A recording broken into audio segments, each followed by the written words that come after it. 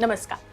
बांग्लादेश में इस समय भयंकर हिंसा का दौर देखने को मिल रहा है। रिजर्वेशन के विरोध में चल रहे प्रदर्शन में अभी 100 से भी ज्यादा लोगों की मौत हो चुकी है। इस बीच पड़ोसी मुल्क के सुप्रीम कोर्ट का एक बड़ा फैसला सामने आया है। सुप्रीम कोर्ट ने दो टूक कह दिया है कि सरकारी नौकरियों में 93% रिक्रूटमेंट मेरिट बेस पर ही रहेगी। वही 1971 में शहीद हुए लोगों के परिवारों को जो आरक्षण देने की बात कही गई थी, उसे 30% से घटाकर 5% तक कर दिया गया है। इतना ही नहीं, बल्कि बड़ी बात तो ये है कि बांग्लादेश की सुप्रीम कोर्ट ने हाई कोर्ट के ऑर्डर को भी इलीगल बताया है।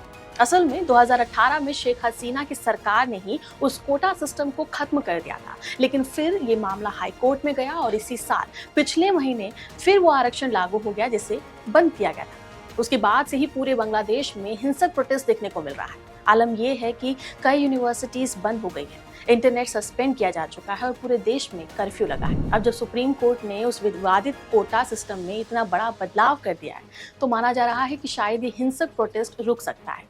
स्टूडेंट्स जिस बात का विरोध कर रहे थे, सुप्रीम कोर्ट ने उसी डिमांड के पक्ष में अपना फैसला सुनाया है। वैसे बांग्लादेश के भले के लिए इस सिचुएशन का सुधरना बहुत ही ज़्यादा ज़रूरी है, क्योंकि कुछ एक्सपर्ट्स का मानना है कि अब यह आंदोलन स्टूडेंट्स के हाथ से निकल चुका है। यानी उनका डर है कि स्टूडेंट्स की आड़ में कुछ लोग अपने मतलब को सिद्ध करना चाहते हैं। ऐसा मैं इसलिए कह रही हूँ क्योंकि असल में बांग्लादेश में अब जब हिंसा की इन्वेस्टिगेशन की जा रही है, तो पता चल रहा है कि ये विरोध प्रदर्शन अब स्टूडेंट से ज़्यादा देश की विरोधी ताकतों के हाथ में आ चुका है। ऐसे इनपुट मिल रहे हैं कि बांग्लादेश में हो रहे हिंसक प्रोटेस्ट को और ज़्यादा हवा देने का काम किया है जमात उल मुजाहिदीन बांग्लादेश ने। ये एक ऐसा संगठन है, या मैं कहूँ कि ऑर्गेनाइजेशन है, जो लंबे समय से ही पाकिस्तान और चीन का बहुत बड़ा सपोर्टर माना जा रहा है। इसे यूके ने ही एक आतंकवादी ग्रुप के रूप में लिस्टेड किया था, लेकिन ये देश की सबसे बड़ी इस्लामी राजनीतिक पार्टी भी रह चुका है। इस ग्रुप पर 1971 में बांग्लादेश लिबरेशन वॉर के दौरान कई नेताओं पर, लोगों पर अत्याचार करने के गंभीर आरोप लगे हैं, क्योंकि ये पार्टी अलग बांग्लादेश बनने का विरोध कर रही थी और इसका मानना था कि बांग्लादेश का बनना इस्लाम विरोधी है।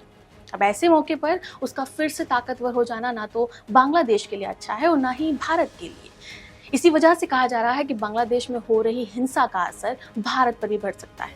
इस समय बांग्लादेश से जो लोग पलायन होकर यहाँ आ रहे हैं, उसका एपिसेंटर भी भारत बना हुआ है। असल में बांग्लादेश से बड़ी संख्या में नेपाली और भूटानी लोग भारत के मेघालय तक पहुंच गए हैं। उस वजह से राज्य में शरण लेने वालों की संख्या 670 से भी ज्यादा बताई जा रही है। होम डिपार्टमेंट का डेटा बताता है कि बांग्लादेश से 204 इंडियन, 158 नेपाली और एक भूटानी सिटीजन मेघालय पहुंच चुके हैं और उम्मीद है कि अगर ये हिंसा ऐसी ही चलती रही तो आने वाले दिनों में ये आंकड़ा और भी ज्यादा बढ़ सकता है।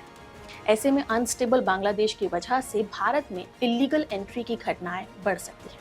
फिलहाल इस खबर में इतना ही। बने रहिए क्लिक इंडिया के साथ।